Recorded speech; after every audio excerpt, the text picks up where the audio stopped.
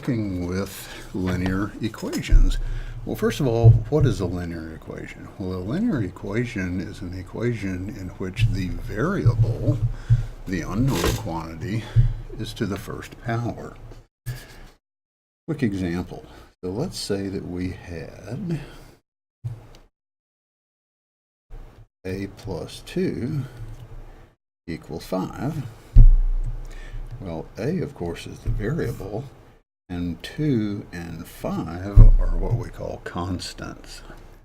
In other words, they don't vary in value or quantity.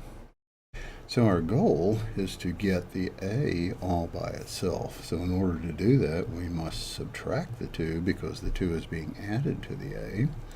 Well, whatever we do on the left-hand side, we have to do the right-hand side. We wind up with a equals 3. Let's try a little bit harder example.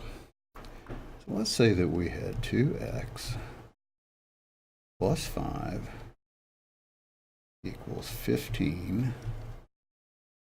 times x minus 1. Okay, well, on the left-hand side, there are no like terms to combine, so we're going to simply bring everything on the left down. And then on the right-hand side, we're going to distribute the 15 to both of the elements inside the parentheses. So we're going to have 15x minus 15. So now we need to get x by itself on one side of the equation and the constants on the other side. Does it matter which side? Well, no, not really. But I like to have my variables have a positive coefficient. So I'm going to subtract 2x from both sides.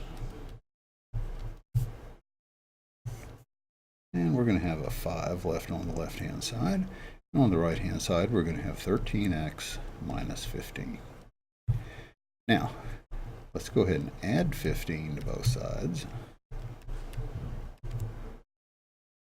Okay. On the right-hand side, we're going to have 13x being equal to 20. So now we need to solve for x by doing the opposite of what's being done to x at the current time. Well, right now 13 is being multiplied times x, so I want to do the opposite of multiply. I want to divide. So I'm going to divide both sides by 13. And on the right-hand side, the 13s are going to cancel out, so we're going to be left with x equals 20 divided by 13. Okay, so let's try one where we have some fractions involved, because I know everybody loves fractions.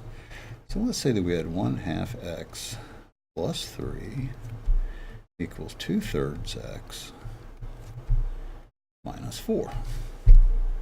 Okay, well, we can get all of our x's on one side, so let's subtract 1/2 x from both sides.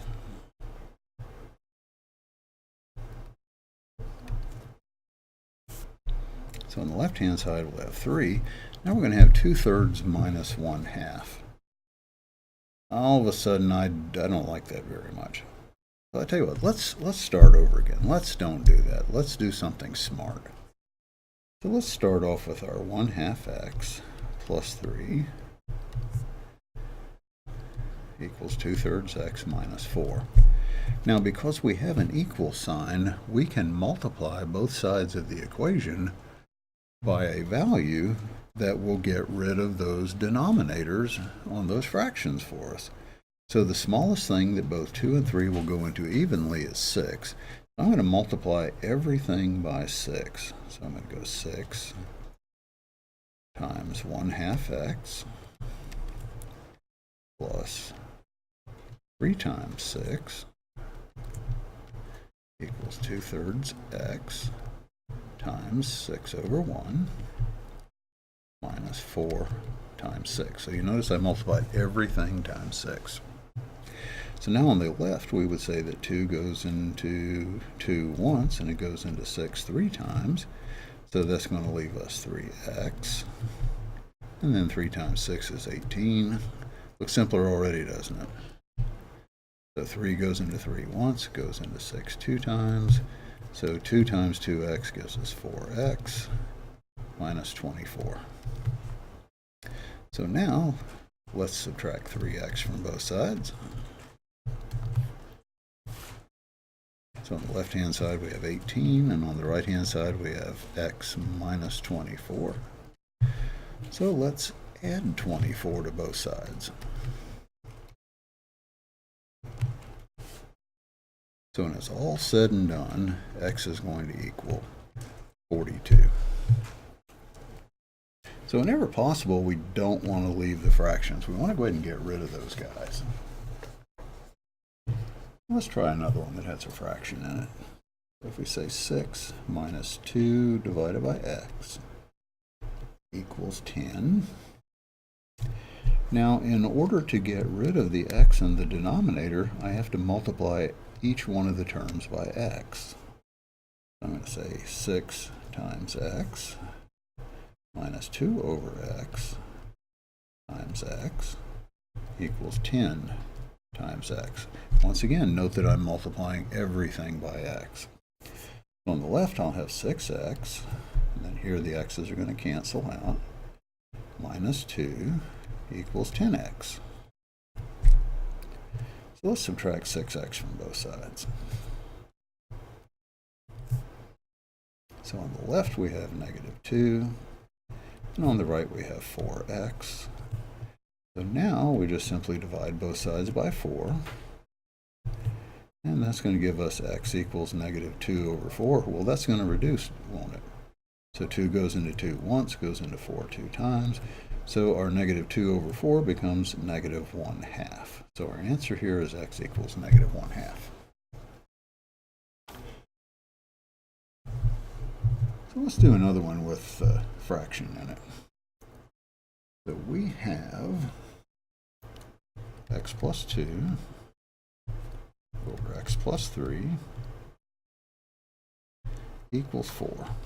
So now I need to multiply both sides by that denominator. So I'm going to multiply both sides by x plus 3. So on the left, the x plus 3's are going to cancel out, leaving me x plus 2. And that's going to equal 4x plus 12.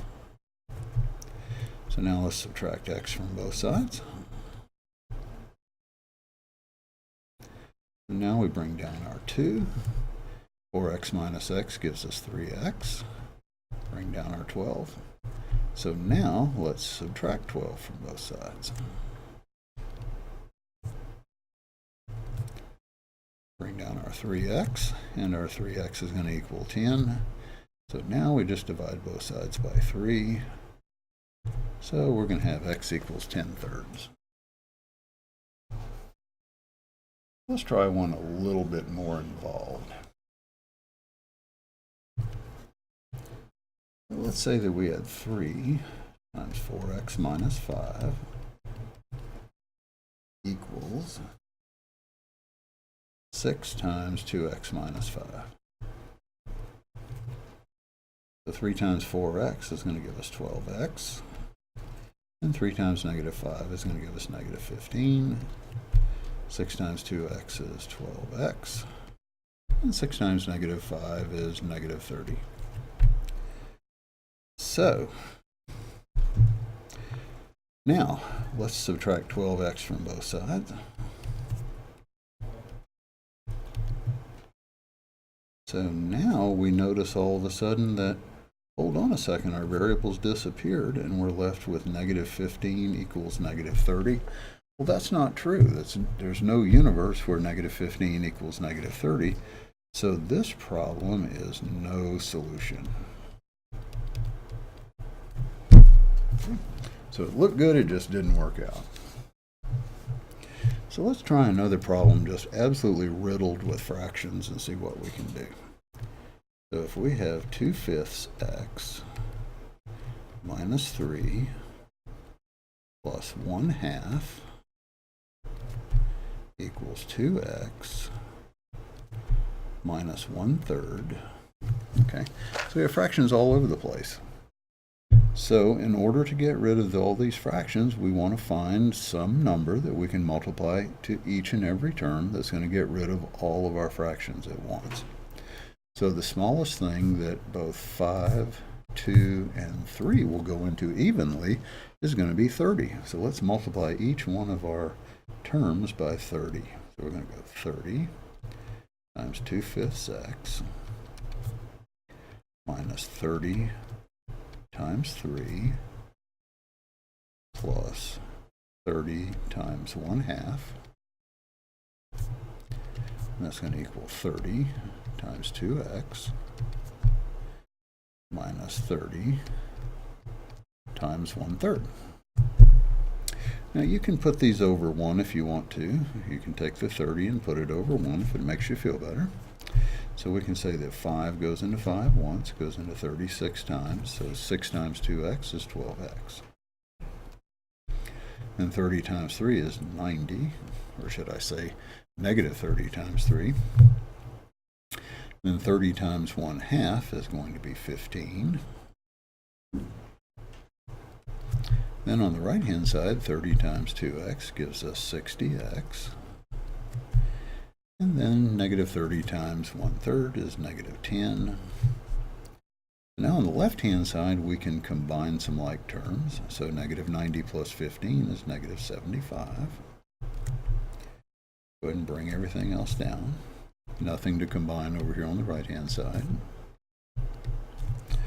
So let's go ahead and subtract our 12x from both sides.